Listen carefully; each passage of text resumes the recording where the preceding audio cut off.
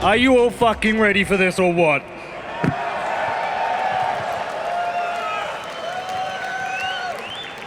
Who was here last year? Who saw my boy Jack Mallers last year? Right. I'm gonna bring him out now. But I don't want you guys to go down as the lamest crowd we've ever had. Everyone on your feet, as loud as you can. Bring out my boy Jack Mallers. Woo!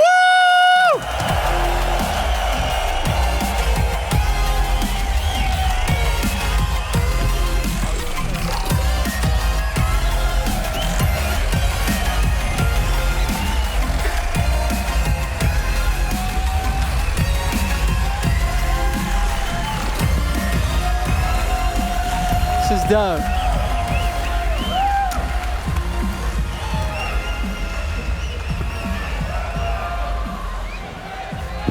We good?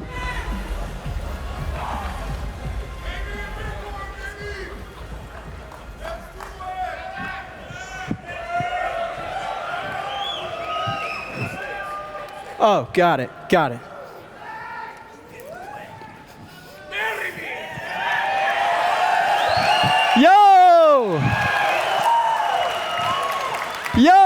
Yo, Bitcoin, man, I missed you. I'm back.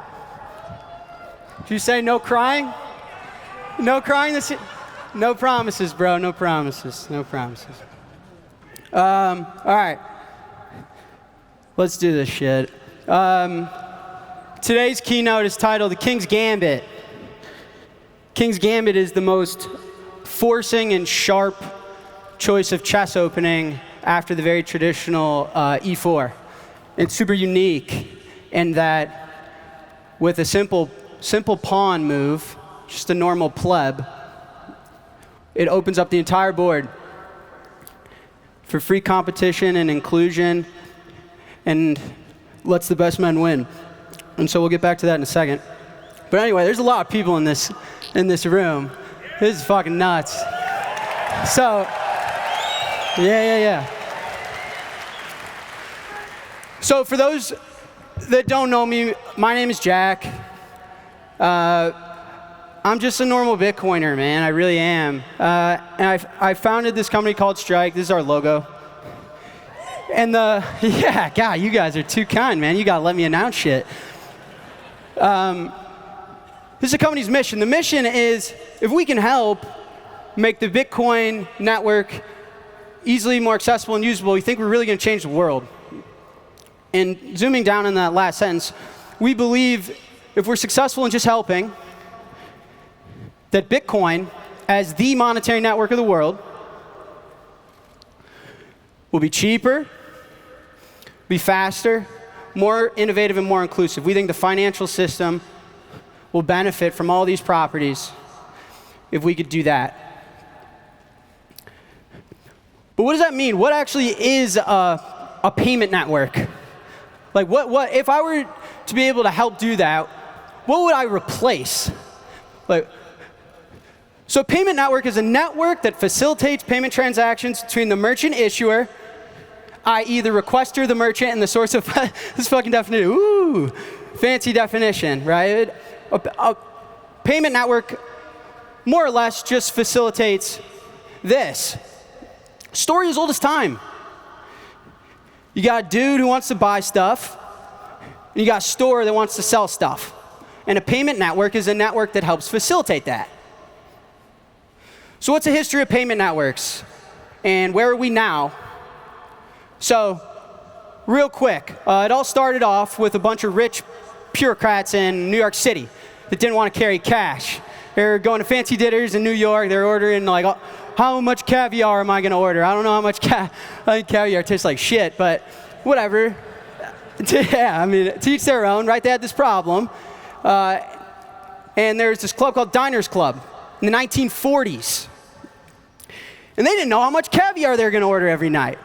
That's a huge inconvenience, how much cash I got to carry around. They figured there'd be a better way to go about this, to solve this problem. Super simple, guys. This is a really simple problem. Someone wants to pay for something. And so the founder of this Diners Club, this bro named Frank the Caviar Tank, he He's like, hey, what if we issued a card? Let the people keep the cash at home, issue the card, they'll pay with the card. And the very first card and the very first payment network is called the Diners Club. 1949, so boom, we got our history of payment networks. 1949, we got our little timeline. We're gonna blitz through this shit. Soon after that, they realized, man, what a convenience to the consumer. And Bank of America announced the Bank Americard. It was going to make this a mass market product, not just a plutocrat, caviar, buffet product in New York City. And they launched the Bank Americard in 1958. Boom, bang, history of payment networks. We're innovating, 1958.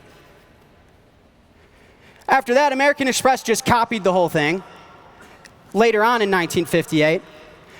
Except they just charged a little bit more to be premium, right? That's the American Express. I love this thing.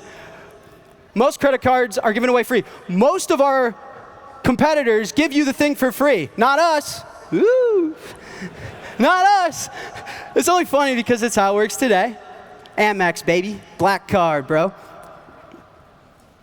And they launched in 1958 as well, so we move on.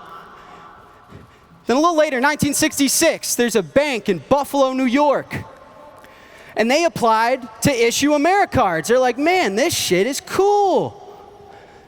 People aren't carrying cash. Consumers want to use this card thing. Hey, Bank of America, can I issue this card? And they were like, no chance. This is a closed network, Poppy. No way. And the small banks were like, fuck you. Like, who are you to tell me I can't? What? I didn't know that's how this worked. I didn't know that there was someone that got to decide who's involved and who's not. And so they launched the Interbank card. At the time, you recognize these logos, they called it MasterCharge. And boom, we move on. We're in 1966. A little later, Bank of America is like, shit, all these other banks are creating competing networks with us, and we're not really innovating, we're not really getting any bigger. And so they gave up control of their payments network and recruited the other top big banks to collude and remain on top, which later became Visa in 1976. Did you know that? Did you know Bank of America founded Visa? I bet you didn't. And look at these boomers innovating. Look at these guys pivoting with their startup. I love it. I fucking love it. I feel you. Same thing for me. All right, 1976 Visa. We move on. Then, of course, MasterCharge was feeling the pressure, feeling the heat. All the big banks, it's called Visa. They pivoted. They're like, what's MasterCharge? That doesn't make any sense. We need to rebrand to MasterCard. Another boomer. I was on a boomer New York Times binge last night. And so, boom, we go to MasterCard. And then the last piece of this is in 1981, the Diners Club got acquired by a little-known group called Citi. And that card is now known as Discover. Now, the whole reason I just ran through that is the buck stops there. I mean, when you go out tonight, you're using one of these payment networks. That's ridiculous. There's been no innovation. There's been no competition. Right? In fact, this doesn't even count. I take these off. You can't just change your name. The fuck? So we take that out. Right? And so, in reality, payment networks have not innovated in over 50 years. That's insane. That is insane. You're telling me this problem of I want to pay for something has not innovated since 1949, since the caviar buffet. That's ridiculous. Like what? It's ridiculous. It's ridiculous. Right? Okay. So let's walk through it. What's actually happening? Because there's a lot of magic behind the scenes. We're going to break it down real quick. So there's a consumer, there's a merchant. There's a $100 transaction. I go to Walmart, I want to buy something for $100, let's say. So I got my card, they got their point of sale. But there's actually a lot more parties involved when I swipe at the register. There's actually 5 parties involved. There's the 2 actually participating, and then there are 3 intermediaries. First, there's my bank that issued me the card. Next, there's the bank that banks the merchant. And then lastly, there's the card network. So boom, I go swipe. I actually swipe the card. And here's what happens. The point of sale system hits up the merchant's bank and passes that card information. The merchant's bank takes the card info and pulls out a cheat sheet. And they're like, okay, hold on, let me think for a second.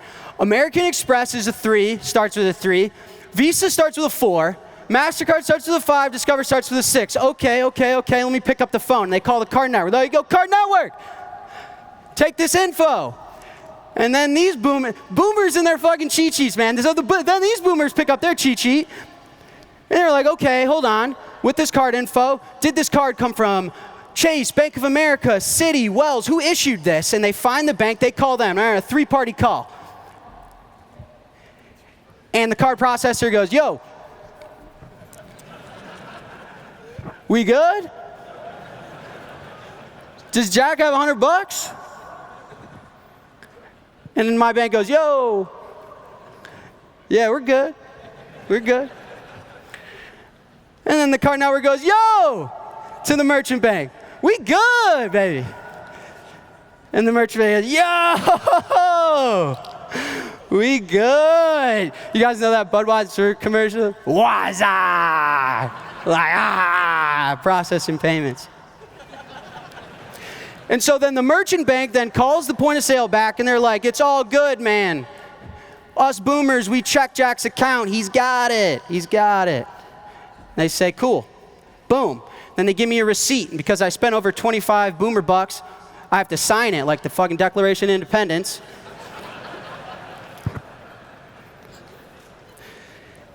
But then we're not done. None of the money moved.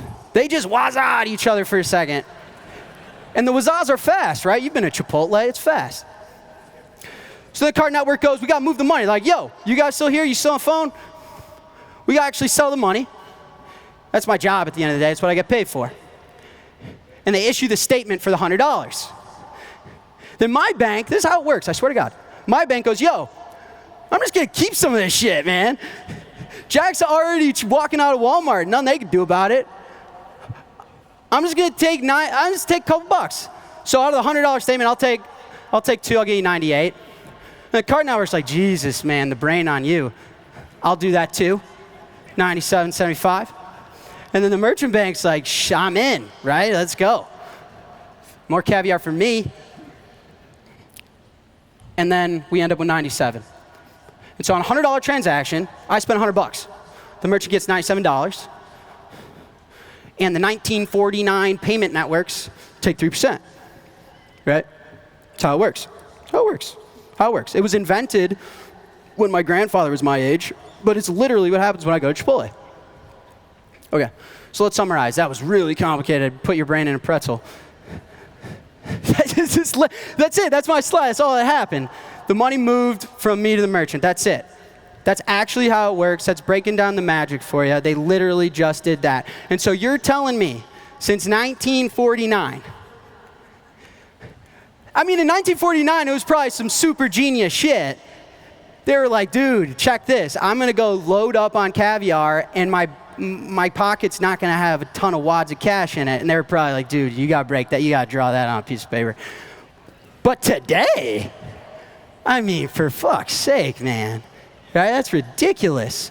What about the PayPal mafia? Jack Dorsey's one of my heroes I look up to. I mean, none of that's changed? You kidding me?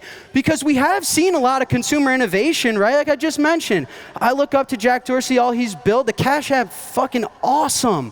Robinhood is fucking awesome. Like, these things are great. Chime is awesome. Even Hardway gets into Apple Pay. I mean, for the consumer, you get new P2P innovation, mobile banking, trading.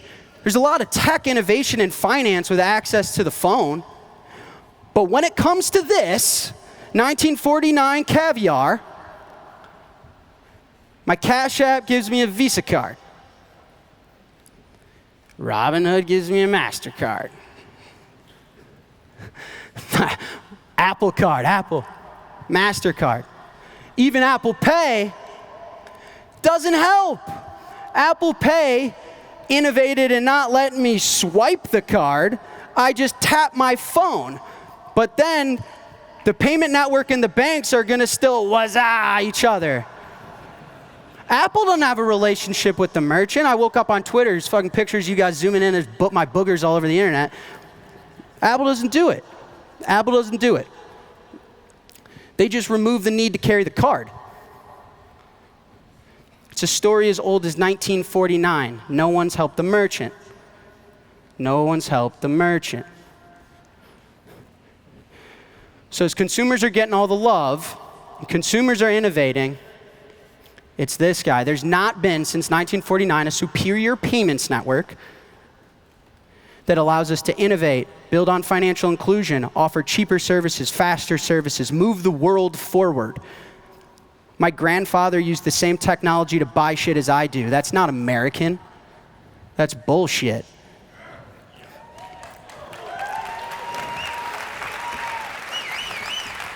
Yeah, all right. So exercise. Let's build the superior payments network from scratch. It's fun. Kid can dream. Kid from Chicago could dream. So what would the network benefits be? I'd say first and foremost, it'd be the first and largest network, right? There's 5,000 US banks in America, around about. That's a lot, but like not really. I remember when I had 5,000 customers, that was cute. So I want it to be bigger. I want the biggest and largest network. I'd want it to be openly accessible globally. Anyone can join in. Join the party. If you're from Buffalo, New York, and you call, I'm not going to tell you fuck off. No way, man. Come on. Join. Then the real functionality, I would want it to be able to send and receive so I can do payments. And then lastly, the truly innovative part and disruptive part is I would want it to offer cash finality. What I mean by that is the message is the settlement.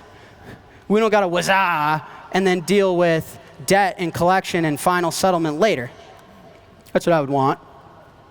I don't know, man could dream. Chicago kid could dream.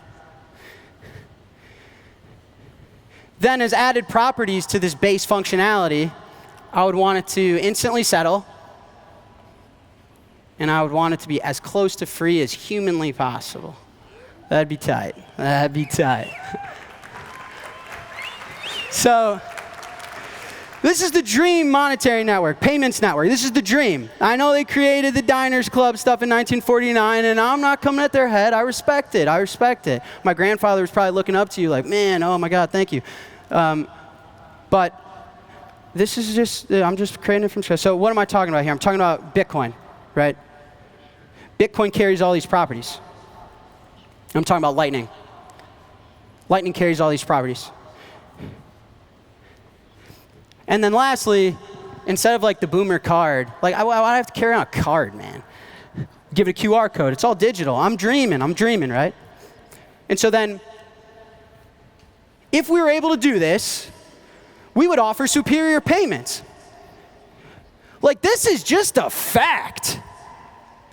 Nowhere, I'm not drawing like lines on a chart and projecting the price of Bitcoin. No. Don't miss me with that shit for a second.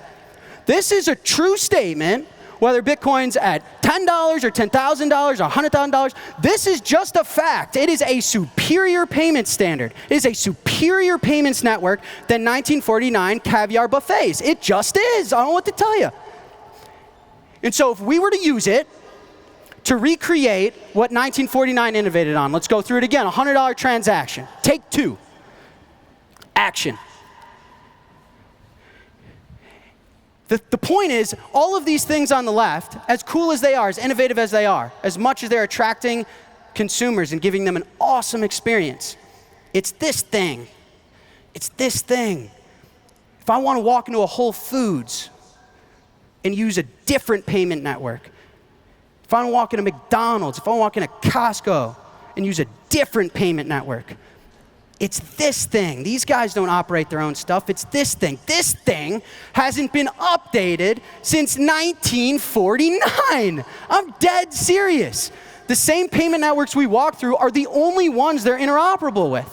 So let's say, walk through for a second, if we added this one to it, finally, dust the cobwebs off, and we add a new payment network to it, the superior payment network to it. One so good you'd think you made it just on like a video game. It's an NBA 2K creator player payment network.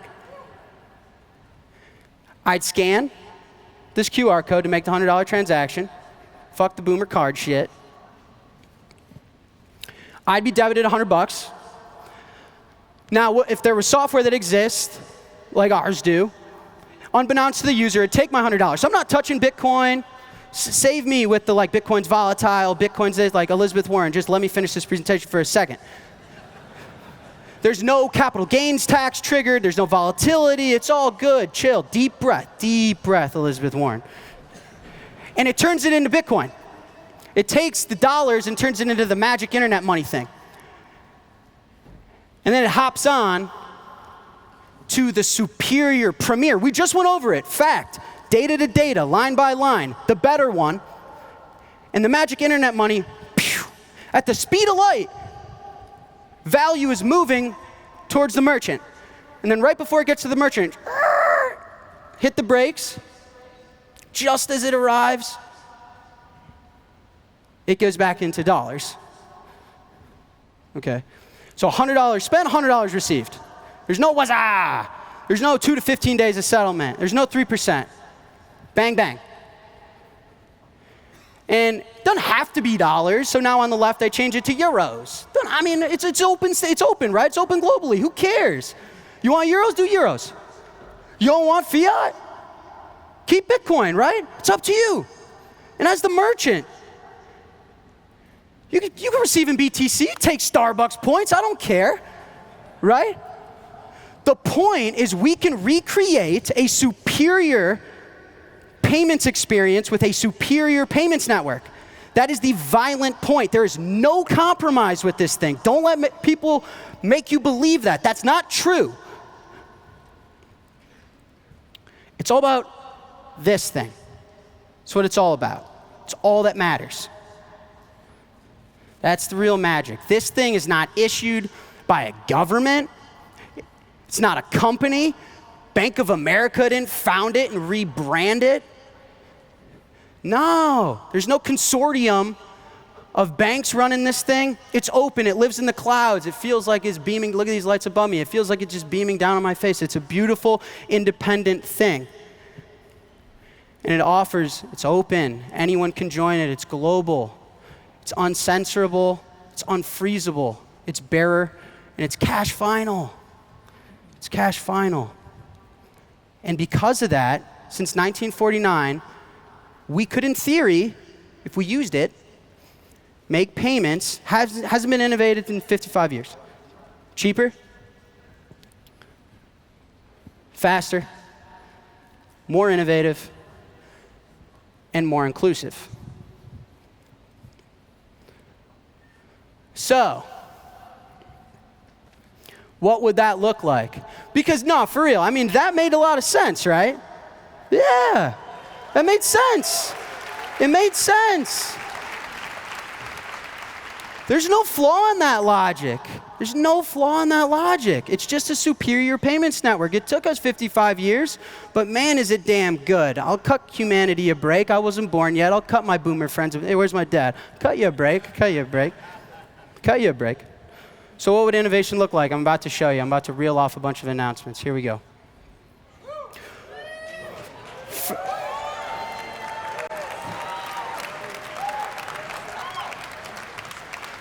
So first and foremost, Strike's officially partnered with Shopify. Yeah.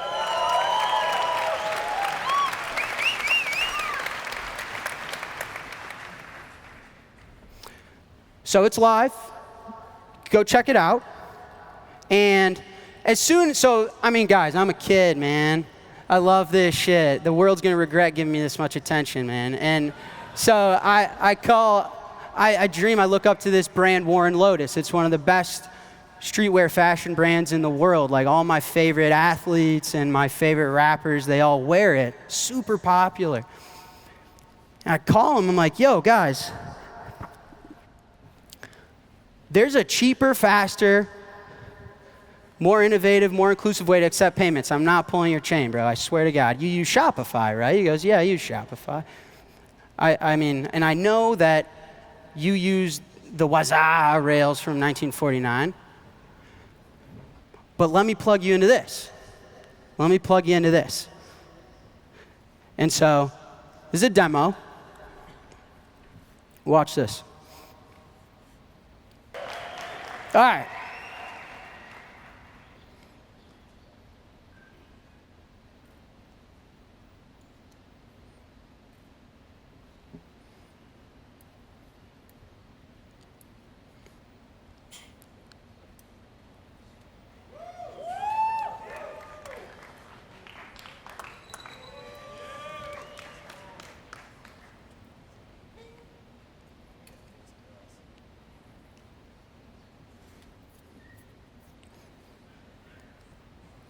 Boom. Okay. Yes. Yes. Yes. Yes. Hey, the next video is very, very important. The next video is very, very important. Okay. That's fucking cool. It's really fucking cool that Cash App just checked out with Warren. Now, I want to walk you through this. Let's go through it. Let's break it down. It looked like a lot of magic. What just happened? The transaction, I'll publish this, you can play it back. It's $115.94. Okay, so Warren was the merchant, and Cash App was on the consumer side. This is shit that has never been possible. First innovation since 1949. Okay, so boom, we initiate the payment.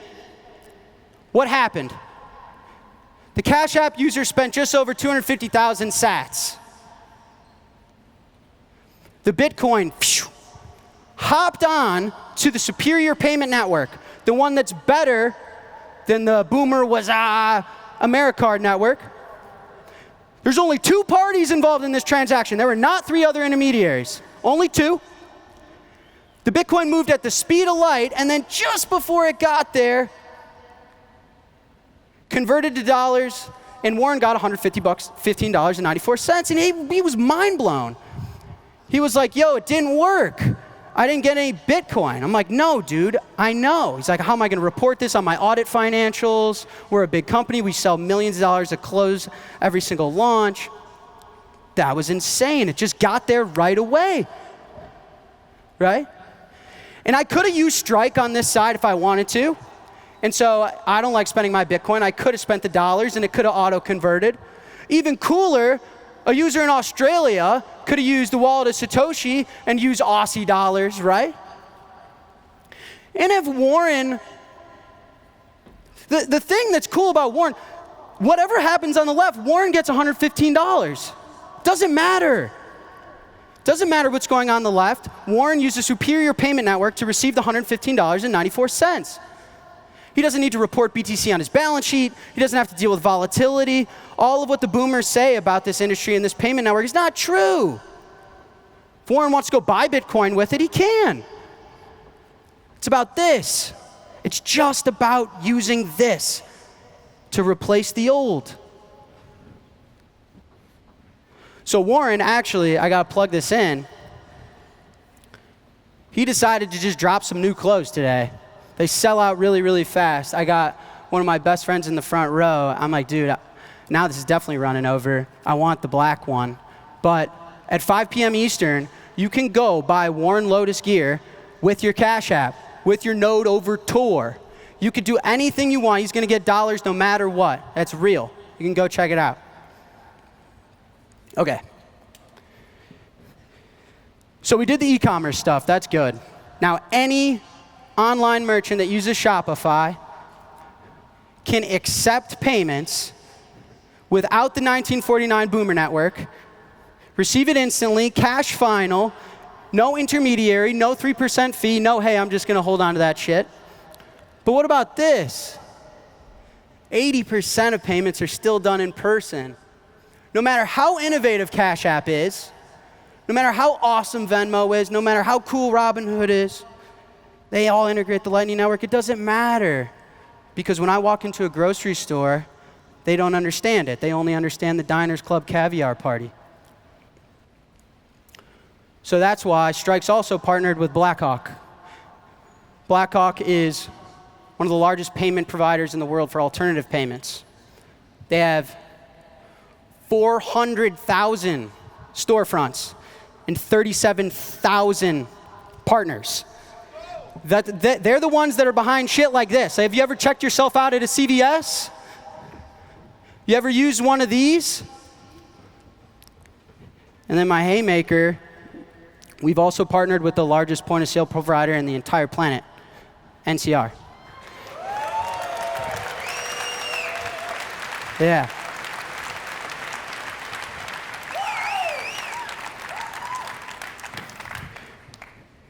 Because we just got to give merchants the new superior alternative payment network. And so, this year, have you guys ever shopped at any of these? Any of these? Yeah.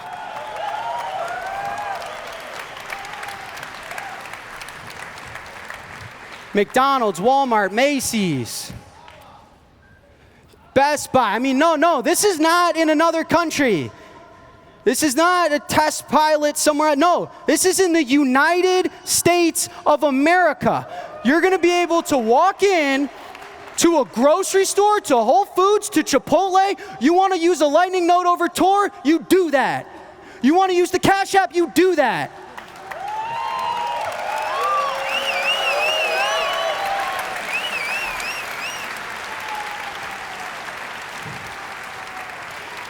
If Chipotle wants Bitcoin, I'll give them Bitcoin. I'll settle in Bitcoin.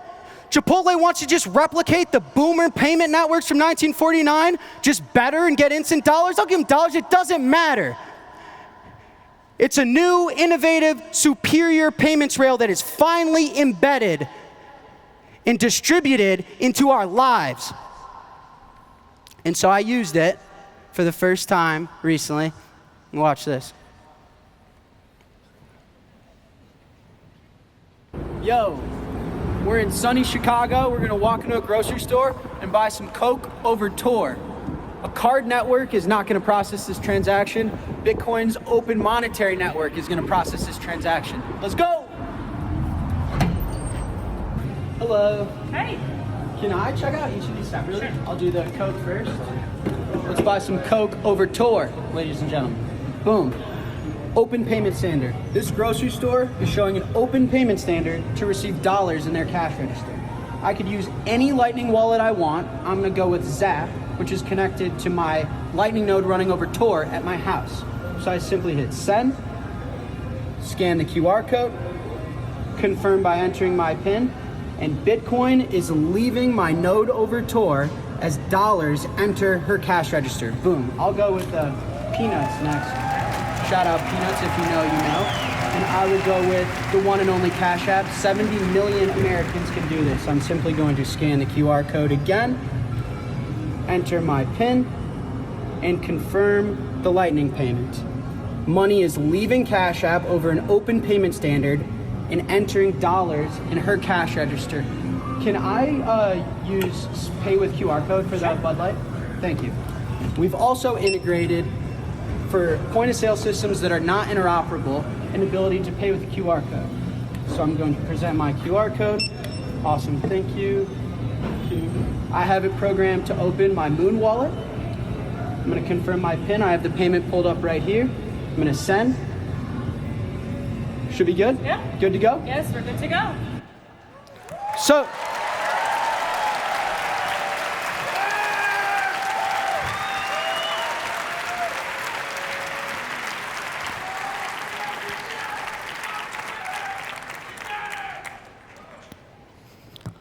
let's walk through that. Those point of sale systems haven't had a new superior payment network in 55 years. 55 years they haven't had a better way of getting dollars, and merchants been abused by inflated pricing from the elite for 55 years. That grocery store just got my dollars or my Bitcoin or my note over Tor. It doesn't matter. Instantly and for free. A superior, inclusive, innovative payment network. All right, back to the cartoons. Let's go. So the payment was $1.46. This payment network could do any size, by the way. It doesn't matter. So all we did was took this, right? 1949, dust the cobwebs off. We added this.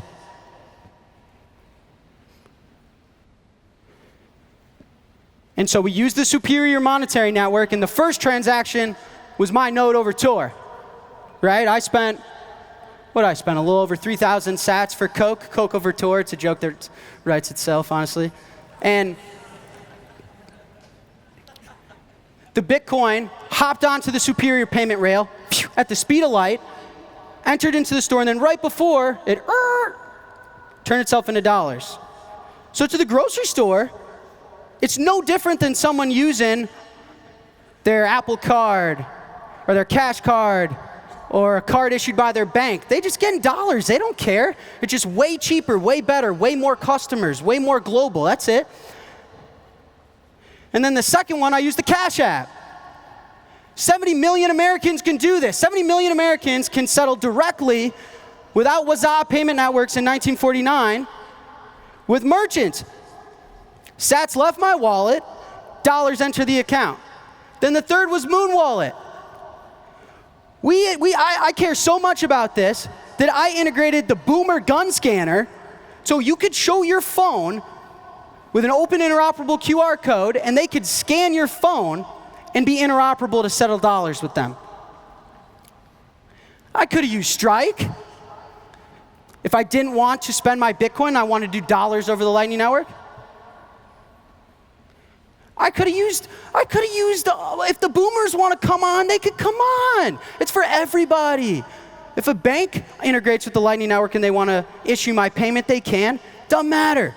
Doesn't matter. And the merchant could have been Square. Could have been a Square point of sale terminal. The point is this. The point is this. It's a superior payments network that we've been longing for 55 years. It's just better. No boomer cheat sheets, no Waza, no late 2 to 15 day settlement. It's this. It's this. Anyone can build anything. Anyone can build anything.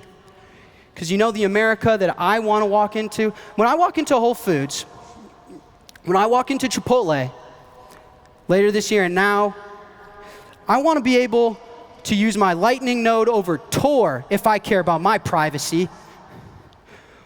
I want to be able to use the Cash App. I want the Elon Musks and the Jack Dorseys and the Jeff Bezos and everyone in this room to be able to compete and build tools for me to check out at Walmart and sit on the same level playing field as the banks and the card networks. And it's an open standard. May the best man win.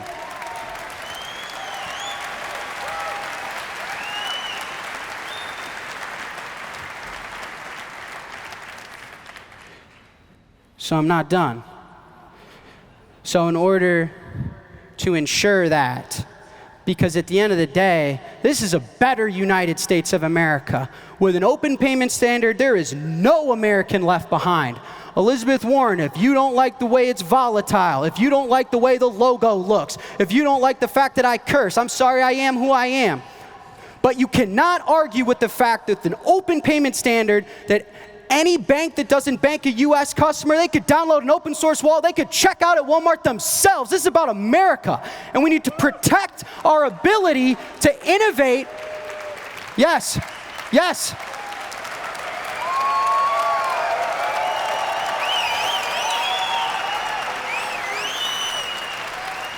It's better for everybody. It's better for business. Grows your margins. It's more inclusive. It's more innovative. It's cheaper. It's faster. Nobody loses. Everybody's invited. It's a fair game. And so that's why I've also been working with policymakers to ensure that we have the right to do that. We have the right to do that, to innovate and build freely in this country. So I've been working with Senator Lummis to make sure that in this country, in the United States of America, that we support this open payment standard and it isn't threatened by anybody else. So the quote reads, "If America wants to remain the global financial leader, we need to foster innovation. Stripe's announcement is a valuable contribution toward bringing America's financial system into the 21st century. I'm working to bring smart legislation to the digital asset space so that innovators like this can be integrated into America's financial services industry, and by doing so, we can protect consumers and empower individuals and small businesses by encouraging responsible innovation." This is 55 years in the making.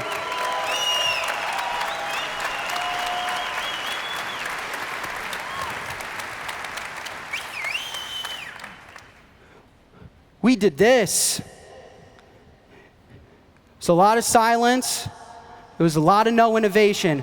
It was a lot of artificially inflated prices. It was a lot of fight. But we did this, man. Let's fucking go. Excuse my language. If I want to mine Bitcoin in my home and walk into CVS later this year and use the Moon wallet, who's to tell me I can't do that? Now, nobody. Nobody.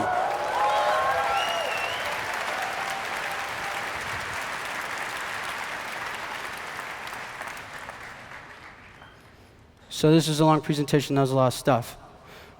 So here's how it's gonna work. You can go here if you're a merchant and you wanna be a part of this. I mean, I'm talking about big companies, guys. You guys saw those slides. You know, someone had to do a lot of the regulatory and engineering, and I know converting into dollars and stuff, just so that everyone in this room has the right to walk into a grocery store over Tor and go to Chipotle over Tor if they ever so feel like it. And so if you're a merchant, you want to be a part of this, you want to be part of this rollout with these big companies, you can go here. You can just let us know.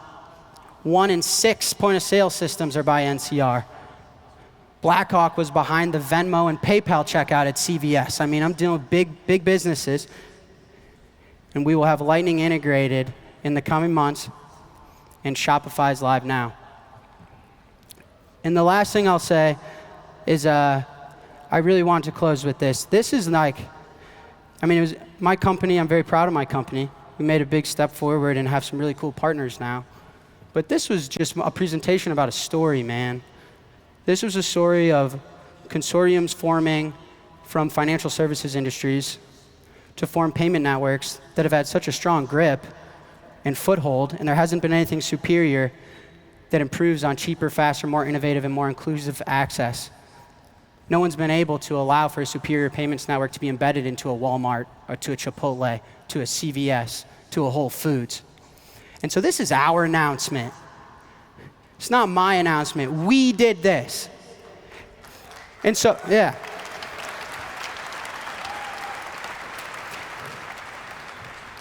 And so I just want to say, don't keep going. For all the ones that said Lightning Network was vaporware, it's dumb, it has no users. No users, get the fuck out of here. I'm gonna walk into a Walmart and use it. No users, my ass. All the altcoins and the shit coins, don't let it bother you, keep going. We did this. We allowed for, you want more privacy, you want the blue one, you want the green one, you want the fast one, you want the cool one, customer preference, customer choice, the individual sovereign right is valued.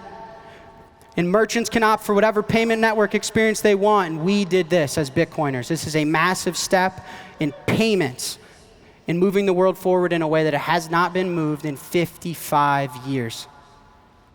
So that's all I got. I love you guys. Thank you, man.